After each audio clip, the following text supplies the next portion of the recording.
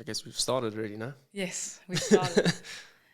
Back in the studio, back with our guest, Sarah. Welcome. Thank you. Good to be here. Yeah, we thought we'd give you a proper show, not just my dining room table or Ryan's outside section. Yeah, and I mean, being up here now for 9 weeks, it's really nice not just to do all of the races that are up here in Joburg, Northwest, KZN, but also to bring together the Breakaway podcast and Around the Clock. So I think the biggest connection... Against the clock. Sorry. We'll have to get Alec We'll have to edit that. Oh, damn it. It's already started. That's strike one. Sarah, strike one now. But I mean, Ryan, it was such a pleasure seeing you with the active Hobo, David Jenkins. We love your origin story. Like, it was such a pleasure to talk to you. And having connected the Joburg and Cape Town like groups together, it just goes to show, I mean, everyone is traveling up and down. So it's good to have rides to join, people to see, and things to talk about. Yeah, why are you here for so long? Are you moving back? My husband would kill me if I try to move back. Okay. No, so when I was chatting to the team, we looked at the racing calendar, and as a very, let's call a versatile athlete, I'm racing both mountain bike and gravel. And so when I looked, the Cradle Trail Seeker was the first event. That was almost a month ago. Yeah, okay. And then there was Marathon Nationals, Race to the Sun, Van Galen's Trail Seeker, Gravel Champs, and then the Sondela Trail Seeker. Which is all up here, here in Northwest. There was even going to be Sani to see at that point. And so when I chatted to the team, I said, look, are we going to fly me back and forth 6 times? Or actually, should I just drive? And when we did the calculations, even with my car being a diesel, it was still much cheaper for me to drive up. Yeah. And it's been amazing. I mean, my dad and brothers are still here. My friends, the whole girl gang is here. So it's cool to visit everybody again. And in honest opinion, what's better? Joburg or Cape Town? Obviously it's got different aspects, but just people better up here? The Joburg crowd. That's a yes. The Joburg crowd are just so open, so friendly. There's braais, there's places to go, coffees to have. Yes. Cape Town right now with the winter rains and the storms. Has it started already, the rain? It's been happening. I think when I left, I was actually just in conversation. That week of the Cradle Trail Seeker, as muddy as it was up here, it was flooding. The roofs were flying off in Cape Town. Like, it was very hectic. But during that time, people kind of sort of hibernate. But I am also at fault. I run away from Cape Town in the winter, and I think people are realizing I'm trying to be this seasonal swallow. Joburg is the place to be. Why in not, winter. though? Yeah, exactly. If you can, I mean, as a cyclist, why not? Why not? Yeah. I remember I always used to go visit him in Spain during our winter for like a month, just to like have a slight break. I haven't had any kind of winter, let alone a Joburg winter. Well, I mean, so Joburg's not even that bad, the winter, but this is my first winter in like 11 years. I can see you got the polo neck. It's horrible. Wow. I feel sick. Keep the chest warm. Got a base layer on underneath it as well. And I mean, from a training perspective, like, how does it change from summer to winter? Like, what happens? Where, in Joburg? Yeah.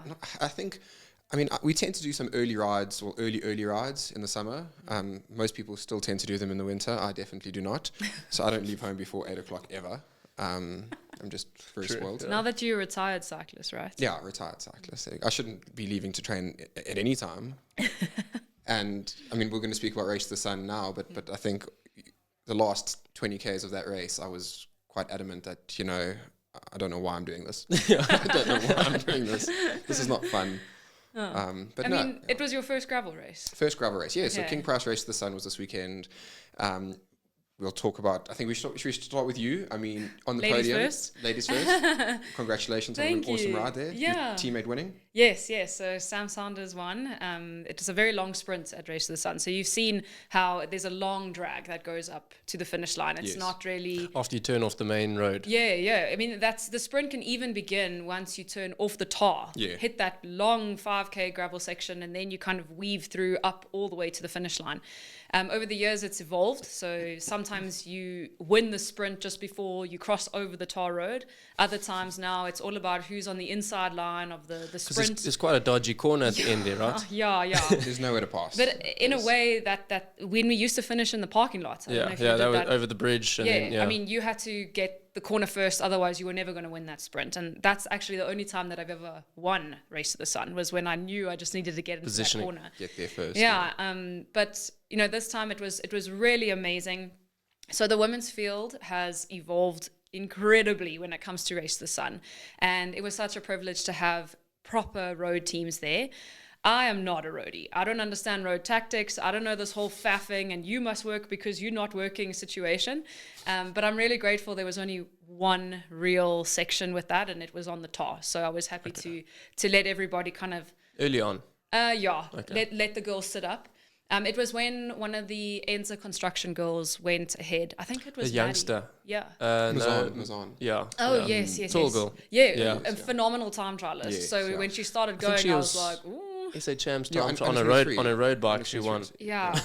So, I mean, it was hard to be patient. So my whole soul inside was like, why are we riding at 90 watts? Like, I have to go Let's now. go, yeah. As a mountain biker, we go flat out from start to finish. So this whole, like, I'll draft you for a little bit and then someone must attack and follow on. It was tricky.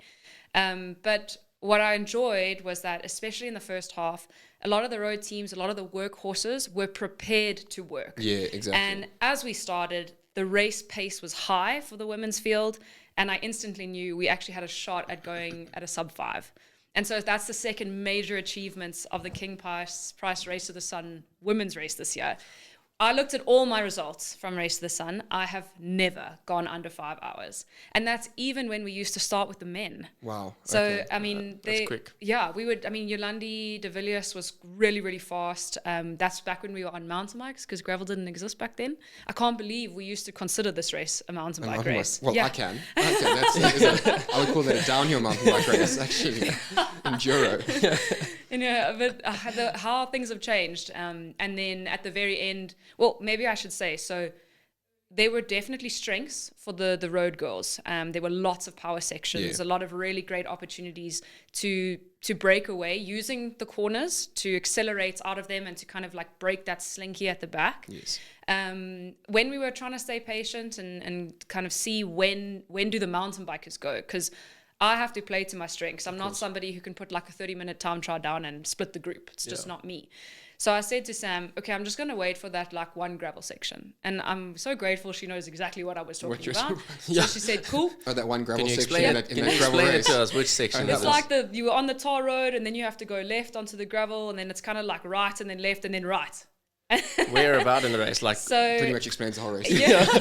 so that's start to finish. This is how, you know, knowing the trail works so well. Yeah.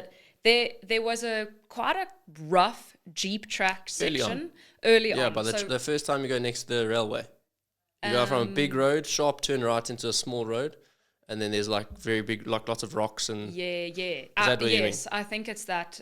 All very, very similar. Okay. And it's not that long of a section, but it's bumpy enough that if you don't know how to ride on bumps on a gravel bike, you are just doing so much work and it's very difficult to like catch back up. So once gaps open, you can actually just fire. Yeah.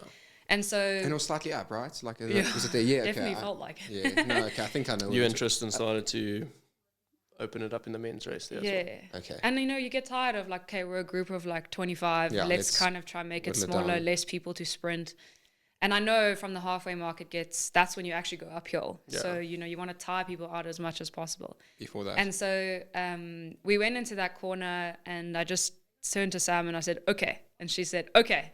And so I went first with whatever kick that I have. But what was a real pleasure was that she matched that. Oh, brilliant. And then I matched it again. And then she matched it again. And then that's actually when we pulled away and we brought, I think there were about 6 of us with it. Okay. So we went into halfway with 6 girls. With 6 of you. The Chinolo team, they had a little bit of mechanical, but they had 2 riders there. Sam and I had two riders there, so it was exciting. And then, it just slowly dwindled down. I think Did you biggest guys thing... like work together at that stage, or was it just kind of like pace was on and... No, we were actually working quite well. There was a good rotation going, relatively equal, depending on how strong the girls were feeling.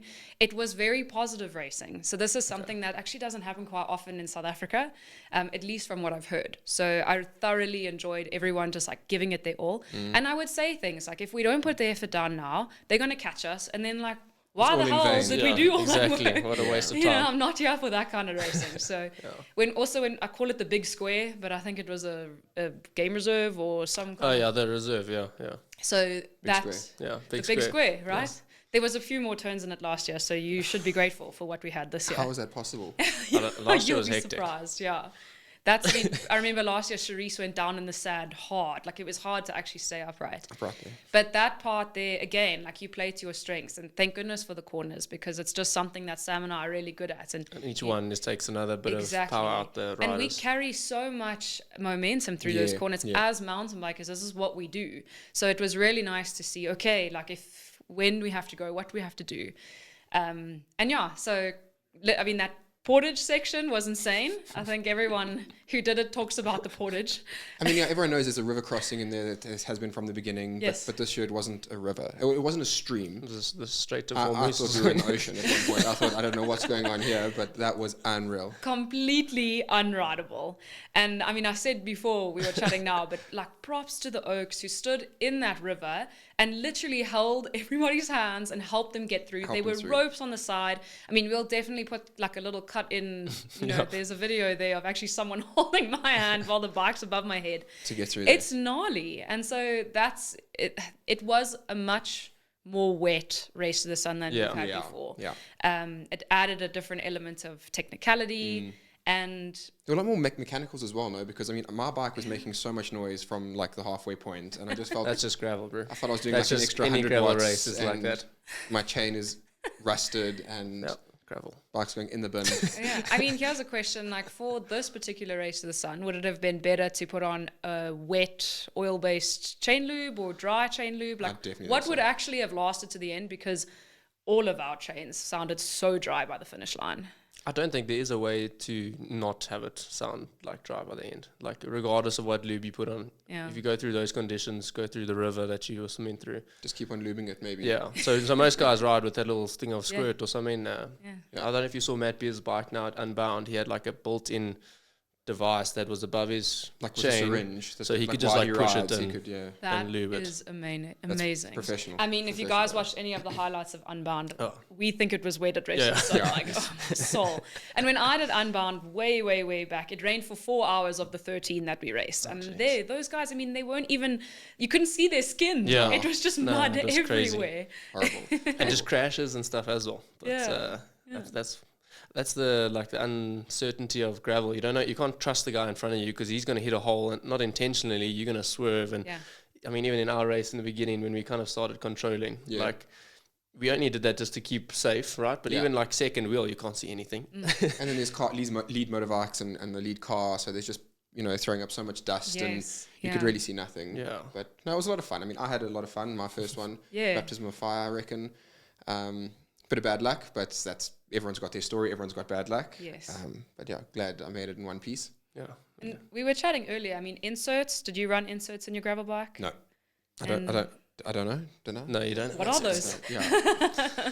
We should have probably put inserts in. Inserts probably would have been wiser. Yeah, and I mean, again, I made an error. I was riding with some of the top mountain bikers in the country. Jaden Turlo, super strong. Tristan Okia, you know, who's epic winner. Jan Vitar, you know, he's been around for forever. And Jan has been strong this year. He's really... And yeah, I think, I don't know, maybe I was just a little bit tired or not focused, or just maybe ran out of talent and crashed. And then, I couldn't get my chain back on. And then something that we also spoke about, I was running road pedals. And road pedals, time road pedals. You know your equipment really well. I'm very professional, which is probably like the least attractive pedal on the market. It is also the least practical pedal on the market. And if there's like 1 ounce of dust or mud or anything, you're not going to get your foot back in. Again, lack of professionals on my side. I should have done something beforehand, but yeah, I couldn't cleat in for the last 30 odd Ks, which also isn't advisable. You know, it's not recommended. Yeah, you may as well. You're basically on flat pedals. You can't pedal properly. You're losing half the power. But I mean, clipping in is like the hardest part. It's ridiculous. All road and gravel events. Did you had my road pedals as well, correct? Yeah, it was my first year. I actually chatted to Dan Laupscher down in Cape Town. He helped me with my bike setup, and I said, should we maybe set the gravel up with my mountain bike pedals? And he was like, no, you can race gravel with road pedals. With road pedals. And I was like, all right. The way he said it to me, really, I trusted. With conviction, you know, so you believed him. And pros... Joke's on you. Pros of the road pedals, power application was much better. Yeah. So I really felt like I could, in simple terms, I could scoop better. I could push better. I could really hold the power longer. In mountain bike pedals, it's much much more on off. There's much more float and exactly. So I have way more float in the mountain bike, but you also need that because you're often rolling over rocks and bar humping your way through crazy things, you know. And in gravel and road, you really have to just power. Yeah, it's just power. Yeah. But then when you get off the bike, if you have not practiced clipping back into those road pedals in T minus 0.1 seconds, game over. That's how you lose the race. Yeah. And so, I mean, I was humbled. I really thought I had it. I was excited for that final sprint, and I lost 20 seconds. Number one, running up that damn hill in road cleats. But Lisa did it too, so props. I think her trucker experience, she's got quite a bit of practice there. Was she also in road shoes? Yeah, yeah. So I was like, damn, how come I can't do this, you know? But it's a lack of practice. Yeah, that's it. And then clipping in, it takes a lot of focus. I have to look down, toes go in first. And I mean, you're like a seasoned cyclist. You would think. You would think. You didn't get cleats on Monday. Yeah. You're like a robot holding on, practicing getting in. It happens to all of us. I was riding the other day and I was like trying to cleat in, just pulling away from, and if you miss that, like that, it flips the other way and you just like look like such an idiot. And now you got to cross the robot and your foot's like... Yeah. And I've found you either get it in first time or you get it in the 38th time. There's no middle ground. You're not going to get it on the second time. It's a 50-50 you just got to know. split. If you don't get it that first time, it's the next 30 seconds of your life is going to suck. And did you roll through to the finish by yourself, or was it a sprint? How did it end for you? So there were 4 of us away, with Jordan Boshoff just behind. We just kind of distanced him. Jaden had put in an attack, and him having numbers in Buko with Tristan, they were kind of 1-2ing us the whole time. And Jan and I were just I think our egos are too big and we were just quite stupid. Instead of riding together, against these teammates who were also racing against each other. Anyway, so Jaden kind of had just got a little bit of a gap, maybe 10 seconds. And then Jan and I, for the first time in the race, had decided, okay, let's actually kind of work together. Did you speak to each other, or how does that? It was just in grunts or kind of like head gestures. And so what yeah, that's exactly it. We're simple creatures. And then I went down. Tristan fortunately didn't crash. He bunny hopped over me, so well done to him. How did you fall? Sorry, what? I don't know. It was just I was on Jan's wheel and I was trying to follow his line, and also I don't have the most amazing skills, and I think my tire pressure was a little bit too high. I'm going to blame Ken for that. But yeah, anyway, like front wheel got locked. I went over the handlebars. Nothing crazy, but then chain comes off. But then while I was down trying to get the chain off, the guy Jordan Boshoff, who was lying 5th at the time, and then 4th, he'd gone past me. So Jaden was ahead with Tristan and Jan, and then this Jordan guy, and then I was 5th on the road. And then I caught up to him just before the water section, and then again lost probably another 30 seconds trying to clip in and clean my pedals. And I thought there was maybe just some sand or something in the pedal, but I don't know. There was a little bit more than just a bit of sand. But I did catch him again just before the finish. But yeah, not. So you're just doing over-unders at this pretty stage? much. Yeah, all the training. All the training. But then I wasn't able to really sprint or anything. And again, I wasn't going to risk it for a 4th place. I mean, maybe my sponsors wouldn't be happy with that. Every position counts, but 4th and 5th it's not a win. So it doesn't actually matter. If it is 3rd and 4th, slightly different. No, it's first or last. But yeah, I must just say thank you to my team. I mean, Fly Cool Collective, we're a road team. The boys have all done it before, but the guys committed from the beginning. Like you mentioned as well, took it on like a road race, dictated the pace for the first, until we lost soldiers, which was quite early. Also due to mechanicals and just maybe lack of ability. But yeah, thanks to guys. And sorry I couldn't repay you. I don't think they'll be too chuffed listening to those words, but we'll take. What do you mean? No, the guys were strong. It was just lack of ability, no? Oh, maybe 1 or 2. No, I mean a lot of bad luck. And like you mentioned as well, if you not knowing how to ride a gravel bike over certain rough sections, regardless of how strong you are, it puts you on a back foot. And it's very different doing it at race pace versus like touring around the south on your gravel bike. I think and also that bunch aspect. Like you can't. My biggest thing is you can't see what's coming. Like, and then how can you know how to trust the guy? And so always riding like this. For sure, like literally, So Kent, when you punked or broke your wheel, were you behind someone or were you on the front? It's behind the motorbike. Oh, okay. Well, blame the motorbike. That's what happened with Kent. I mean, Kent was definitely going to be a big ally and a nice contender there, but unfortunately, you broke your wheel quite early. Yeah, I'm a bit bleak about that because I was actually feeling like I was on a day. I would not have won the race, but I would have been able to help it towards the end, I think. He had diamonds in the legs, diamonds in the legs. Exactly, no chain even. That lube question we asked earlier, didn't matter because there's no chain on my bike. No chain, but unfortunately we lost you. But coming up to those water things, as a mountain biker, what is your approach? Like you're crossing this little river that's maybe 30 centimeters deep or something, and you don't know how fast to go into it. So normally when you're behind someone, you kind of just go at their speed. But when you're in front going into it, I was like, oh, well, I'm not going to break or anything, just send it through your neck. I just felt this like massive whack, and I knew something was wrong, and then stopped just afterwards and tried to plug it, but the actual rim was damaged. And yeah, like Sarah, you were saying, inserts would have solved that issue. Yeah, I mean, we say that I didn't ride with inserts, so there's certain races that I do ride with inserts and some that I don't. Hectic. Race to the Sun, I don't. That's planning. Oh, wow, okay. Yeah, so we focus a lot more on tire pressure and then being quite light in the hands. So when it comes to those river crossings, look, guys versus girls quite different. I think the men are much more ballsy. You guys go flat out 40 k's an hour straight into the water. So stupid. But girls, we're a lot more like we Clever. think before we act. You think before you act. Oh, How does one do thinking. that? Maybe you can teach us. You know, I was the first woman on a gravel bike at Race to the Sun, and I punctured 5 times. And it was horrible. And the first one I did was through one of the river crossings. Okay. And so since then, when you go through the river crossing, first, if you're in front, you get to dictate the pace. So like you can go as slow as you want. There's no pressure from behind.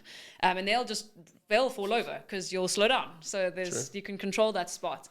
But what we normally do is we do slow the pace down. We kind of take a line. But what I do is I don't take the same line as the person in front of me. Because then if they bonk over, I can just ride around them. Okay. So I think I've done it so many times that and also if there's a brick or there's a stone or something, when someone rides over it, normally the front wheel will move it left or right, and then the back wheel will move it some more. So you have more time to like maneuver yourself around. So yeah, you do think about properly. Yeah, for sure. I think it's because I've broken mountain bike rims through river crossings. I've pulled spokes out of wheels, and then of course gravel. It's just very easy to puncture when you can't see. Yeah. But thinking about like the mishaps at Race to the Sun, I was following Lisa and Sam. We were going down one of the pretty cool rough downhills, but there were quite a lot of like gullies and ruts. And so when I went through one of them, my handlebars went dunk and they fell over. And I had to ride like the rest of the race in proper time trial mode. And I was thinking, the new Crux has just come out, the integrated handlebars. Like, why would it be beneficial to put integrated handlebars on your gravel bike? There we go.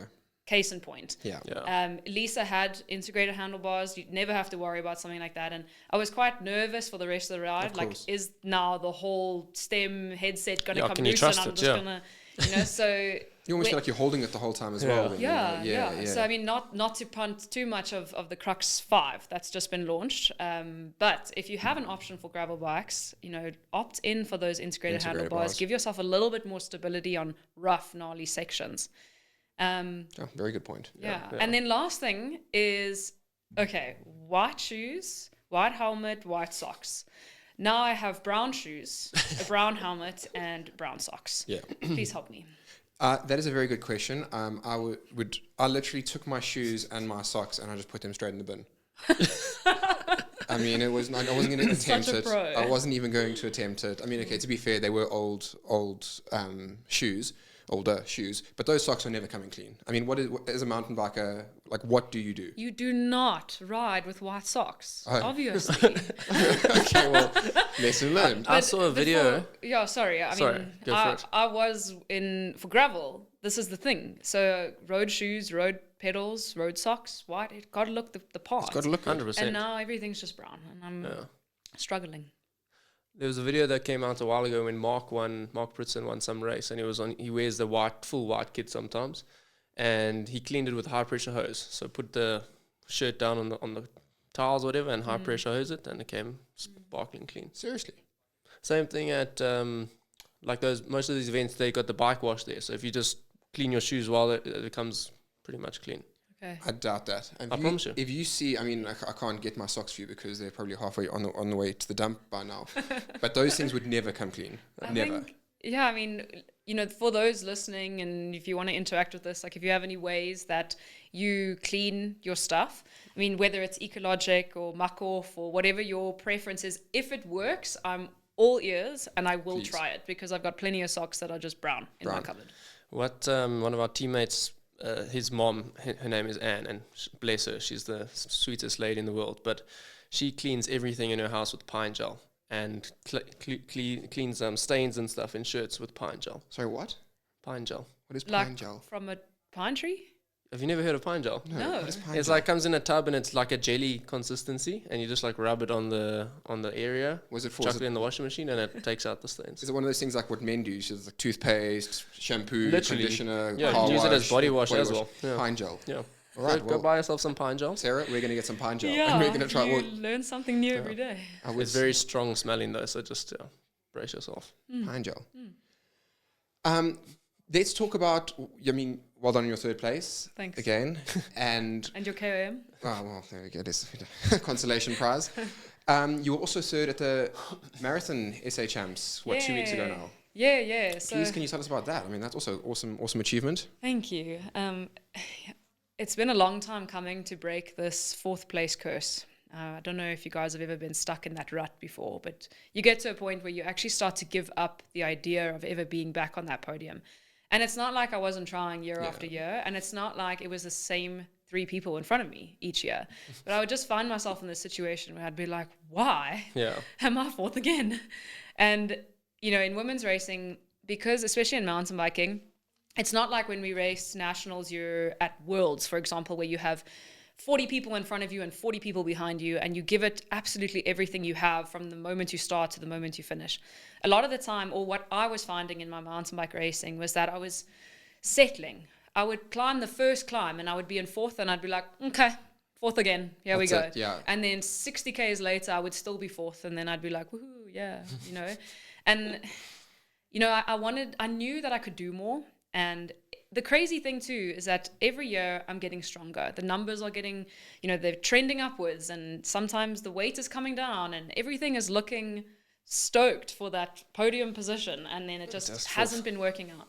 So on that weekend I got there and I told my girl gang, I need to get out this box. And that became like the theme of the weekend, is just get out the box. Don't box yourself in. Stop thinking that you are only worthy of that 4th place or lower. Because you get on the start line. I mean, I had it at Race to the Sun too. You look around and you're like, shit, everyone's like pretty strong. You know, I don't know where I'm going to land. Put you under the microscope a bit. Yeah. And so, you know, being a sports psychologist myself, you really like look internally and you go, is this like a self-confidence thing? Is this a self-belief thing? Do I not feel that worthiness of even trying? Sure. And so I kind of was just like, right, fuck it. Like, let's give it a go. Probably the best attitude, actually. Yeah. Just fuck it.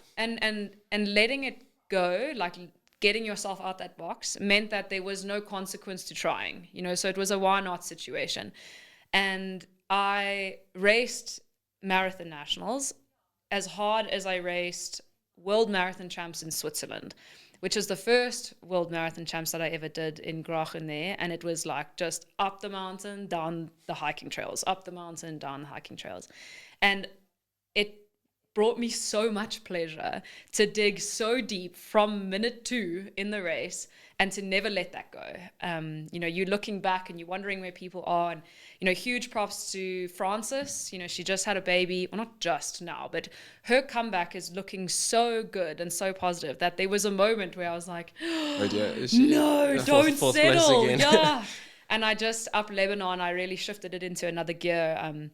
And I'm really proud. Like, you know, I know it's only 3rd place, but for me, that's huge. I got to that SA finish champs. line and I felt like I had won something. Awesome. And it was very cool, very rewarding at the Got same time. the monkey off your back. Yeah.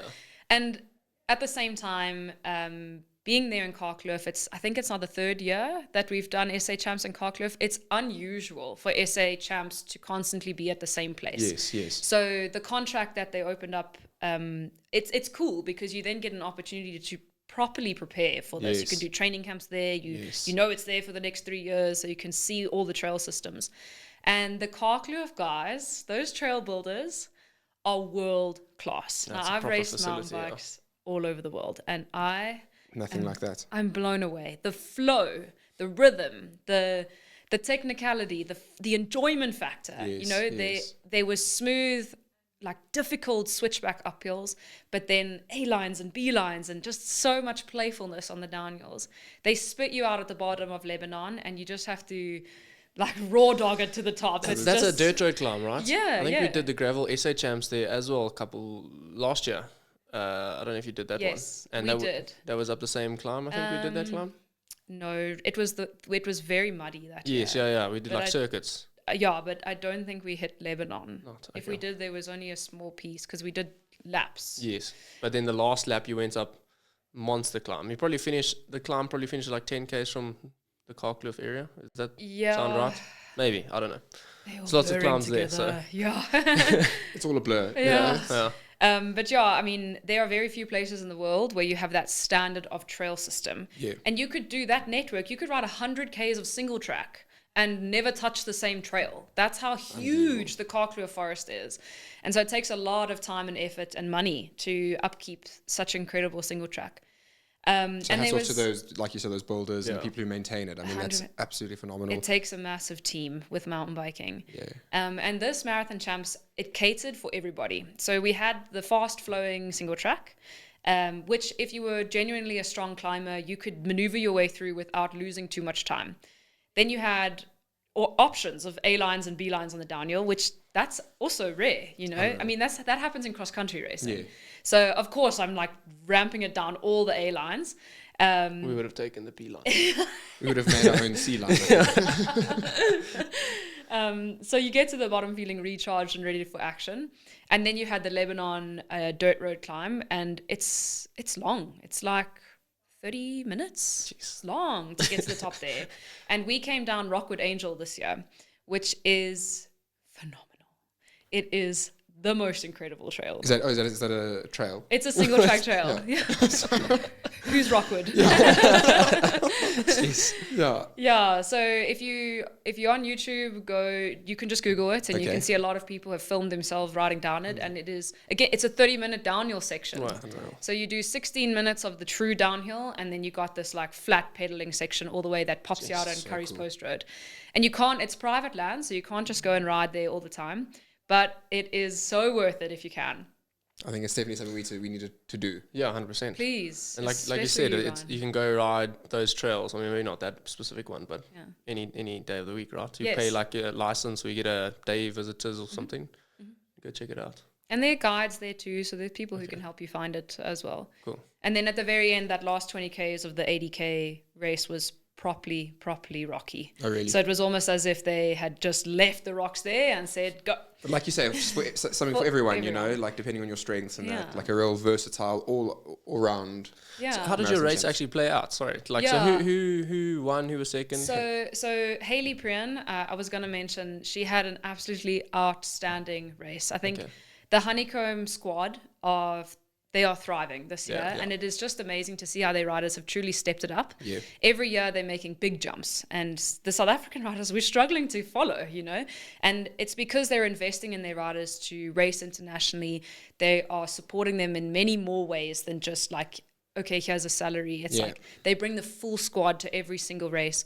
And even us at Efficient, you know, thank goodness for Teresa Rolfe, who's now our manager. She gives us sports massages, bottle feeds, everything we need. But it requires a full team. And so our race it split pretty early up the first single track climb. Okay. And it was noticeable that Hayley and Sam were miles ahead of us. And you can see, like, they were just chomping at the bit to go hard. Again, why I love mountain biking. You just don't see this very often. Yeah. And so it was a hard fight from Sam's perspective. I think she was saying, you know, for the first hour, her IF was 1. Wow. Jeez. Very hard to do, actually. And you still got to ride.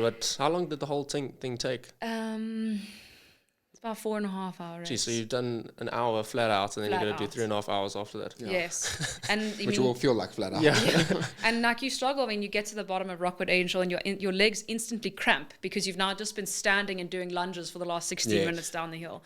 So it's so hard. But yeah, so Sam, you know, she's also come a long way since her injuries. She lost a lot of weight, but in the most healthiest way.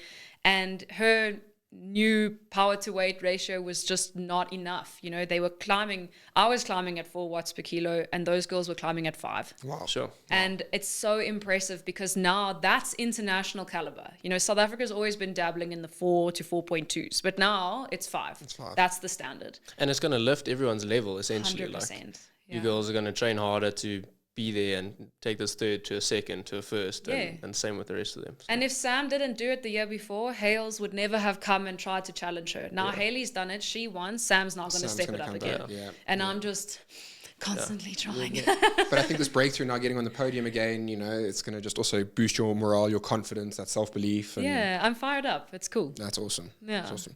What is next for you? What's next on the calendar for you? So the Trail Seekers at this weekend? Yes. At Van Galen's? Yeah. So this is where it gets tricky. I mean, how do you peak for 4 weeks in a row? Yeah, you can't. Yeah. And I was thinking at Race to the Sun, like, so if you're a gravel specialist, you have Race to the Sun, which preps you then for Gravel Nationals, which is in 2 weeks in Paris. It's a perfect pre-race nationals event, actually, because it's fast. You get a lot of good speed work in. There's a lot of talk of Champagne gravel in Paris, so it'll be really nice to see what that's like. Crater Cruise has never been known for Champagne gravel. So just corrugation. And from what I heard last year as well. Again, Crater Cruise was a mountain bike race, and now it's a gravel race. So I'm very interested to see how that plays out. And if you're a mountain biker, okay, we peaked hard for mountain bike nationals in Karkloof, and then we have Van Galen's. Now, what if you do all 4?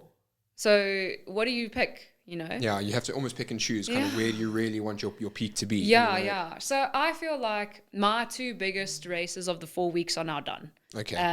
Having won Race to the Sun before, you always want to try do it again. So you feel like, and for me, I can do 2 weekends in a row really well.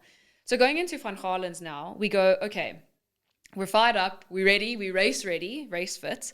Let's just go, give it horns, see what happens. But it has to be a B priority race if we want to peak again now at Gravel Nationals. A week later. Yeah. But then I'm thinking, if I had to pick between Gravel Nationals and Van Galen's, I kind of prefer Van Galen's because I just don't really like gravel. Jeez, like, okay, just rip the bandage. It's just true. Yeah. It's cool to go fast. It's cool to do things on a rigid bike. Yeah. But I am just born to be a mountain biker. Yeah, like you said, you're chasing those A lines at Karkloof, so you want the technical You can see the aspect. passion, the way you talk about it. That's your speciality. That's your niche. That's totally your mountain brings me biker. alive. So, this whole week I'm going, okay, well, how do I feel? And let's see how the intervals go. And like, where am I mentally? Because it's much quicker to recover physically than it is to recover psychologically. And so I just need to balance that and make sure, okay, well, am I ready to dig deep again? Yeah, to suffer, to hurt yourself. Yeah, or do we need to almost eat the elephant at Van Galen's and go, all right, we're going to break this race down into 4 different quadrants and say the first section is punchy and climby. Okay, let's start with goal 1. And if we get through this goal, then we can execute goal 2, rather than looking at the whole race and going, okay, week 3, now we have to go again. Yeah, that's a good way to approach it. I mean, I think it's a lot more analytical and professional than the way we approach things. Yeah, we've never had a discussion like this. We're like, well, there's a start and there's a finish. Yeah. But haven't you done major stage races around the world? How would you approach something like that? Is it not similar? You analyze, you do analyze the route. I suppose it is. I do suppose it is. Maybe I am shrugging it off a little bit. You were prepared for this weekend as well. I got a video from his wife and the day before, and he's sitting there putting his number on his shirt, and he never is like that prepared ever. I normally put my number on maybe 8 minutes before the start. He's sitting there, and she's in the other room, and he's like singing a song in his head, putting his number on. So you were amped for this weekend. Jeepers, people throwing me under the bus. You can trust no one. You can absolutely trust no one. That's horrible. No, I mean, I think you've got to execute and to if you prepare, you train so hard, you may as well do everything right, because what's the point? If you're just doing 50% of the things right, if you are that focused and dedicated, I think we always speak about 6 P's planning. Yeah. All about planning. I don't know if you listen to. Do you know the 6 P's? Are you familiar? Please tell me again. Would you like to go? Do you remember all of them? I don't know. So, was it proper planning prevents piss poor performance? There we go. So that's. And we clearly didn't prepare adequately. No inserts. Don't know what tire pressure, anything like that. But we're learning. So thank you for your tips and your advice. And I think it's one thing I think as well. Thinking about your situation now with racing every weekend and where you're going to be, and choosing Van Galen's as your maybe, the one you'll prefer over the gravel. If you just go and have a jaw because you love the mountain biking aspect of it, you'll probably actually do better, in my opinion. I always think this way, less stress, you just go in to have fun and enjoy it. Obviously race your heart out, but you'll just probably excel even more because there's no pressure, there's you know. There's always some pressure. I mean, I suppose you're quite motivated and you put pressure on yourself, but maybe that approach. Yeah. You were saying there earlier, which is something I so much agree with, that recovering physically it's easier to do that than it is from the mental side. What do you do? Is there any tips or tricks or things that you do to help yourself kind of like refresh and reset and move on? Yeah, definitely. I mean, in the last decade, if you become aware of who you are post-race, you start to pick up on a lot of patterns. So, for example, with me, when I'm physically exhausted, I become quite reactive. My emotions are very up and down because you've exerted yourself more than you ever have before. The endorphins are high, the adrenaline is high, you're on this massive high. Whether you do well or not, everything's still there. And then it all comes plummeting down. And as professional athletes or just people who do lots of races, this is something that we have to manage. So then when it all comes down, how do you respond to that? And for me, I know number one is prioritizing sleep. Because if I don't sleep well the night after a race, let's not go for breakfast the next day. Oh, really? Yeah. I mean, I'm known for being quite an emotional person anyway, and I completely own it because otherwise I wouldn't have as much passion and fight when I race. But my husband loves to let me know. He's like, are you picking a fight with me because it's the day after a race? Or are you just feeling, like a little spontaneous right now? And so I do have to check myself, which means that often going for a coffee ride, a recovery ride post-race to help like just flush all that inflammation, that actually helps me mentally. But don't look at the power numbers. Don't ride according to like, okay, now I have to do 3 hours or an hour and a half. It's like, how do you feel? What is your body actually saying to you? And then don't skimp on the food. So post-race, your body actually needs to be fueled so that it can absorb. Your muscles need to absorb all that hard work you've put in. And if I eat trash the day after a race, I often then just start to do the sugar highs and lows, which then in turn, mentally, actually, I'm not ready for Monday work. I'm not ready for anything. And a lot of us are back to full day work on Monday. So, you need to recover as fast as possible.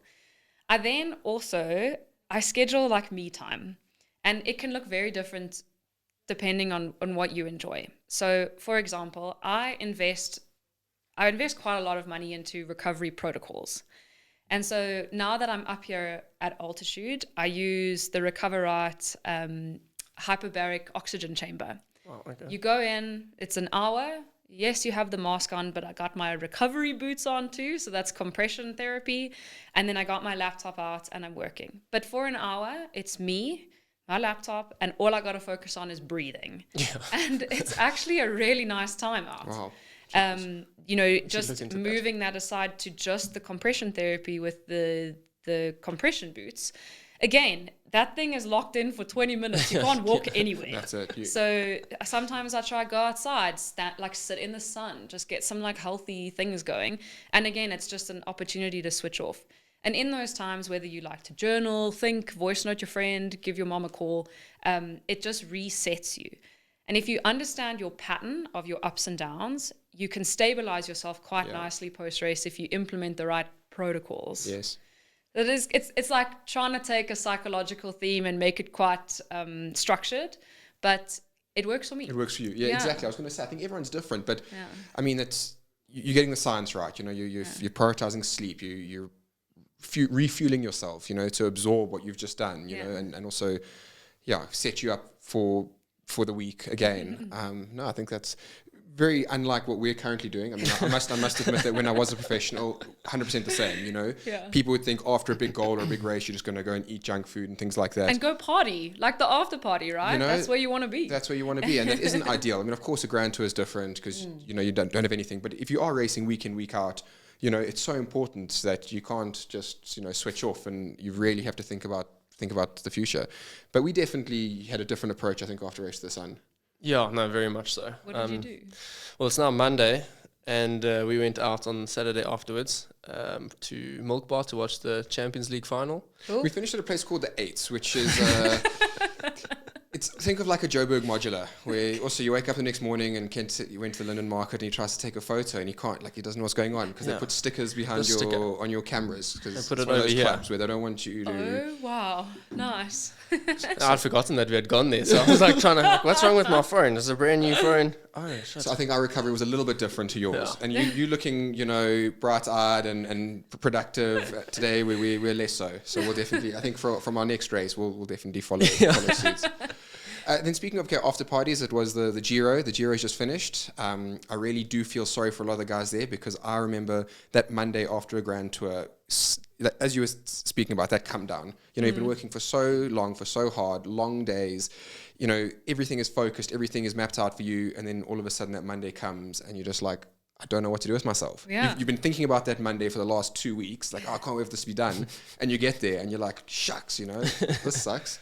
Do you think it's because you're so in routine that 100%. Now you're completely out? And is that post-race blues? Like what exactly is that emptiness that you feel on the Monday? I just feel like you don't have drive, you don't have purpose, you don't have, when you're at a race, you've got your role, whether you're the race winner or the domestique or whatever. You've got, people are sending you a message in the night to say, this is your daily plan. You're waking up at this time to this time. This is the time the bus is leaving. You do the race, you come back, okay, your massage is at this time, dinner's at this time. Everything is like structured for you, Now you've got to think for yourself and decide what you're going to have for breakfast or what time you're going to go for breakfast. And it's like, wow, I've got to think, this is horrible. And also, from the riding point of view, it's like, yes, I've got to go training now, but now I've got to think about, restarting again. And it's, something I always struggled with. But going back to the Giro, Vingegaard won. I think we all knew that was coming. He never stepped a foot wrong. What were your thoughts? No, it's obviously always an exciting race. I think the Giro is generally more exciting than the other two if you think about it from like a racing aspect. Looking at the last stage with Milan winning, he had not really had a great race the whole 21 days, and to come through the end there and still have that resilience. And it's the same as what you were probably speaking about. He had this monkey on his back the whole way. He won like 4 stages last year or 5 stages last year. And then nothing. So there's these little races within the race that you can watch and be part of without just like thinking, Vingegaard's going to win. Like there's so many stories, which is cool to see. So it's cool to be invested in each person. That's exactly it. As a spectator, it's way more fun. I mean, as a rider, I'm sure your world and your bubble is very small. It is. You just have a role and you just got to do your role. But and you're never objective. Like watching it now, like I'm always obviously going to be keen to see the little Trek guys do well or UAE do well because I've ridden in those teams and they're my friends. But now, I can appreciate the race and, see a breakaway of guys who I've never heard of and be like, wow, I want that guy from Bahrain to win today. And, in the past, it'd be like, Pellegrini's. Yeah, no. So it is really cool. Kent also, about 2 weeks ago, we had a prediction of who's going to be on the podium, and Kent actually nailed it. Yeah. So Felix Gull second, Jai Hindley third. So I've got to forfeit. I've got to do a punishment for that. I think you said. And what's that? I think you said it was going to be a gin jet last week. We discussed this. A gin jet. Yeah. Or a gin place. Better than a rumbler. Kent had a rumbler on Saturday after the race as his punishment for puncturing. And also, that makes no sense. So I'm just sitting there watching the soccer. I'm already a bit on my head because I'd been making sure the cooler box was empty by the time we got home from Sun City. And then he orders me a rumbler, which is a Castle Light draft, and I don't even know what is it, rum? Yeah, red hot rum. Well, it's called a rumbler, so yes. Oh, is that where the name comes from? I'd assume, yeah. And I don't know why, but wow, that's not very nice. I could have just enjoyed my evening. And then from that, Kent, he... when you start a cross-country race, I mean, or even a marathon race. I mean, I'm speaking of experience. I need to ask you this. That first minute is what? Flat out. Yeah. It's like your heart rate immediately goes from 100 to close to max. Yes. Lactate up to your ears.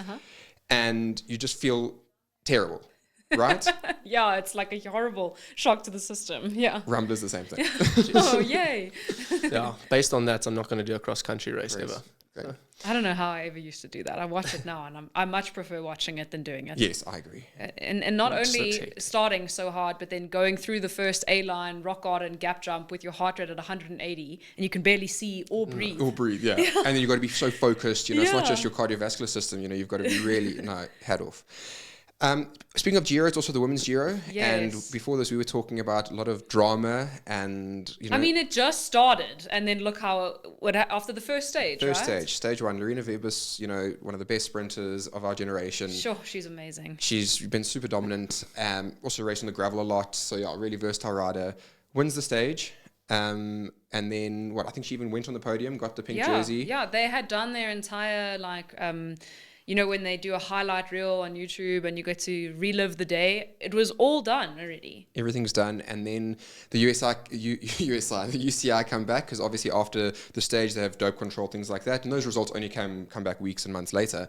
But they also do a bike scan and they check for a motor in the bike, but they also weigh the bike. And I mean, how much did her bike weigh? So it was 6.78 kilograms. So, I mean, the UCI limit's 6.8 kilograms. Yeah. So that's 20 grams. 20 grams? Is it the same scale that they use? I was going to ask that. Because I have so many questions. Yeah. Because 20 grams is seriously nothing. I can stand on two different scales and I'll be 100 grams difference, sure. But it makes you wonder, surely she's raced the same bike, same exact setup on other races. Why all of a sudden now would it be lighter when obviously they've tested it before, they've measured it before? It could be a number of things. I mean, different bolts, different chain, different bar tape, Maybe they were cutting corners and she got away with it. But, rules are rules. So don't get me wrong. I don't know. It's a tough one. Sure. I think the fact that she'd already received the jersey, because, I mean, they weigh her bike immediately. So it's not like they would have only weighed her bike that evening. They've weighed her bike. They see what the bike limit, what the weight is. And then they still let's present you with the jersey. Let's do all the accolades, we'll make you feel like you won, and then take it away from you. So yeah, I feel I'm gutted for her, and that team cannot be happy. But I see that they're going to try and take the UCI to court.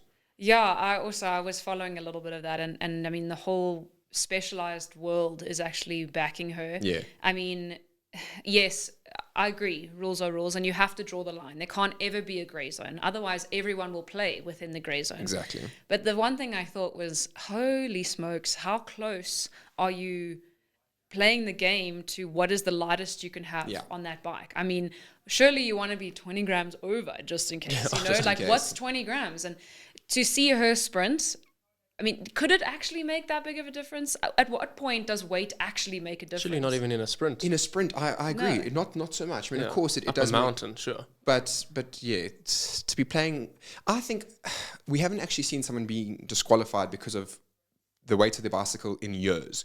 So I don't know, or maybe teams getting a bit complacent or kind of pushing it a little bit to see what they can get away with. Who's to blame? Mechanic, surely he should be measuring the bike. Or... I can guarantee you it's not her fault. And that's the biggest issue. It is not her fault at all. I mean, I remember doing races where, yes, you're the bike rider, you need to know, what your setup is and things like that, but you don't know exactly what's going on your bike. No, what is she going to bring a scale from her bag and quickly measure her bike every day? Well, we know now she's going to ask that question before each for the rest ride, of her life. For the rest of her life. She's going to make sure that it's 20 grams over just in case. Just in case. And it's hard. It's hard that she had to be the example. I mean, if we look at that sprint, those white bibs and the size of her sprinting muscles, it just gives me goosebumps because she from even from the top view, the execution of her sprint is insane. It's perfect. And what I'm loving is that women's road cycling, stage races, things like this, they haven't been as popular to watch.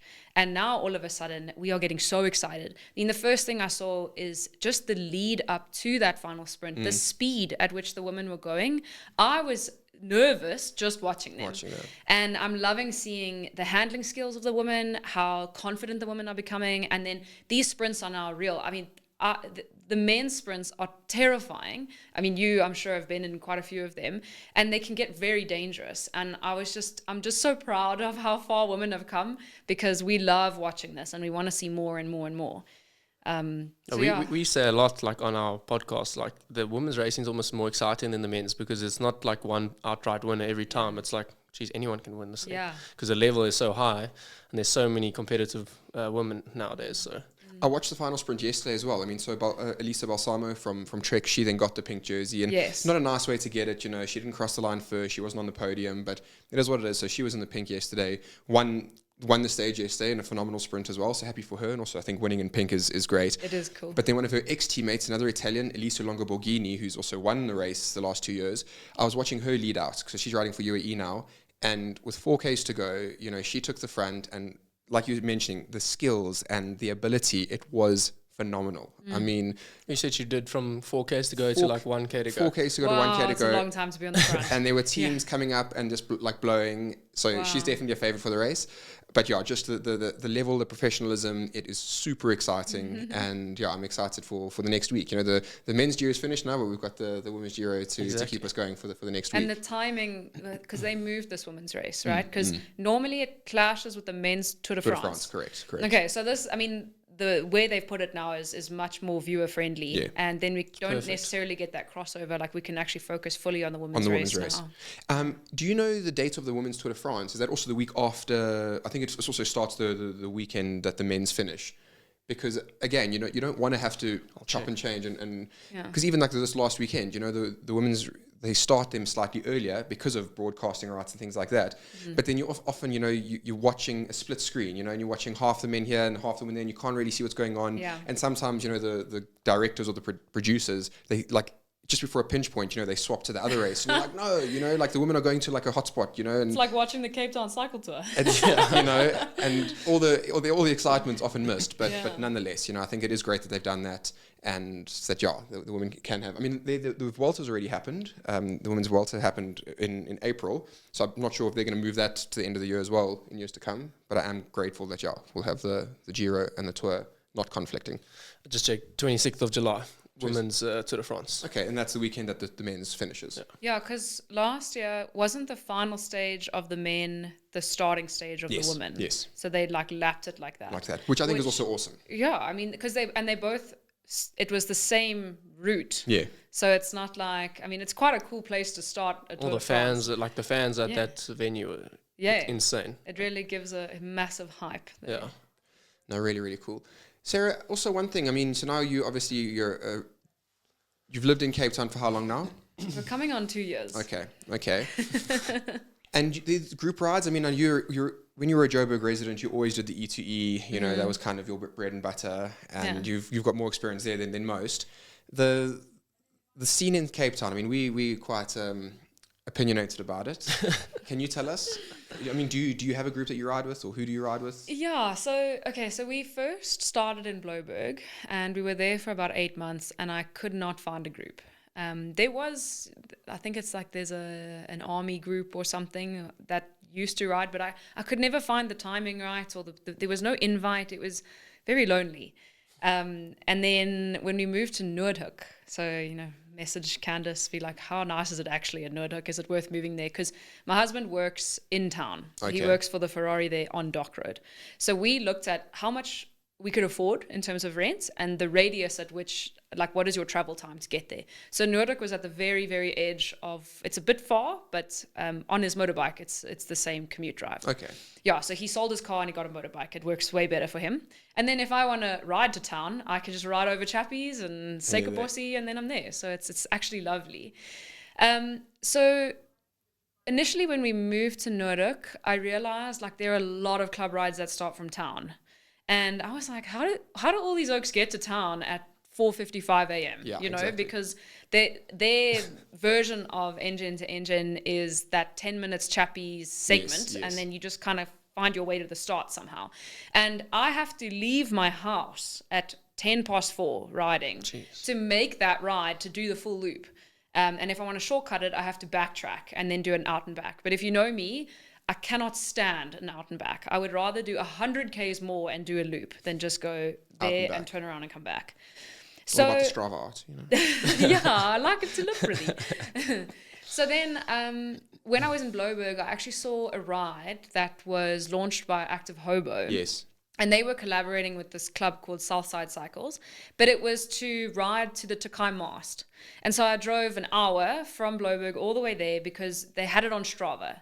And this is how I realized the difference between Joburg and Cape Town. Cape Town, everything is on Strava. If you want to find a club, you search on Strava and Instagram for that matter. And then you can say you are attending, then you can see who else is attending, and then you know exactly where to start, where there's safe parking, to get there a little bit earlier, etc., etc. In Joburg, it's like, if you're not there at 4:55 a.m. on Main Road, the engine and Main Road, like, also we don't wait for you. So, yep. And this is what we do Tuesday, Wednesday, Thursday, Friday. You know, so it's like Joburg, we love our routine. And I love the security of that, because I always knew when I could jump in. I kind of knew who was there. But if you're there, I mean, I've been doing engine since I was 18. So, you know, it's nearly half my life at this point. And the potholes are still exactly the same. Nothing changed. The route is exactly the same. Yeah. And there's even people, I'm pretty sure Vanna was there when I started. From the beginning. Yeah. Oh, yeah. I mean, Scott Mackenzie was also riding then, and he's still riding now. Just has a few more back shops along the way. A few more kids as well. And he uses the e-bike every now and then. Yeah. No, you're right. You know, the Joburg, it is. We're limited for choices. You know, and especially in the week. You know, it's either the cradle or it's the E2E. Yeah. And familiar faces. You know exactly what time, and you know you're gonna more likely than not see the same people. Yeah, and there's like one thing I love about Joburg is there's just no faffing. Like we're here to get shit done. Yeah. And Tuesdays we all try and kill each other. That's it. And if you don't make it to Wicklow, you take the shortcut home, and we see you at coffee. And that, like, no one complains. There's no like, oh shame, were you fine? No. If you get a puncture, like, Uber yourself home. Yeah. That's kind of how it is. You're an adult. Yeah, it's risky, and you know there is some kind of danger to that, but at the same time, everybody is in agreement of what we're doing. Yeah. Wednesday is the tempo day. Thursday, we smash a little bit unless you feel like going zone 2, and Friday is the coffee ride. Exactly. And you don't need to create a Strava group to bring people together, even though I see actually you guys are starting it. Not the E2E one. But you have your Fly Cool Collective route. Yeah, so we do use Strava to post all of our rides on Wednesday and Friday, but those are easy rides. But it does help. So like people often, like newbies will come and they just found it on Strava or something. Amazing. So from that side, definitely helps. Yes. And for women's safety, it's awesome. So that's kind of where I'm going back now to Cape Town. Is like, I'm alone. I know nobody. I know that that's chappies, but then if the sun only comes up at 8 a.m. in the winter, you know, like, I'm scared of the wind, I'm scared of the rain, I'm scared of other things, the dark, you know, like there's so much going on. So that security of the Strava group is really helpful.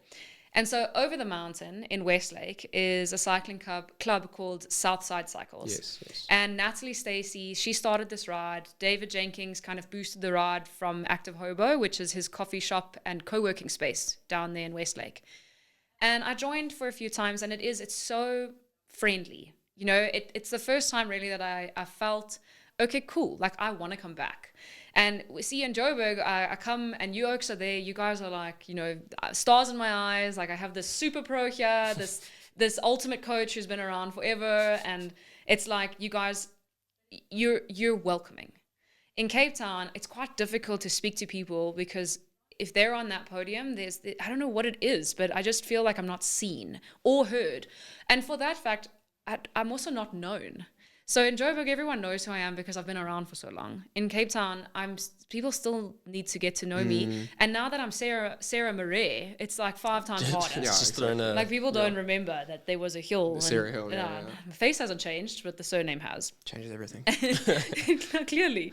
So then what I decided was, and I chatted to Natalie about this, as I said, I absolutely love your club, but they are a bit too slow for me. Like, this is how they structured it in Joburg. What if we introduced Tuesday interval sets that were, you know, everyone can do them together. We do them on the same hill. I can then also go as hard as I can. We go for coffee. We all fist pump and like feel like you got your work done. But in turn, we actually make the club stronger. Because I said, I don't want to go and find another club. I like you guys. You're right around the corner.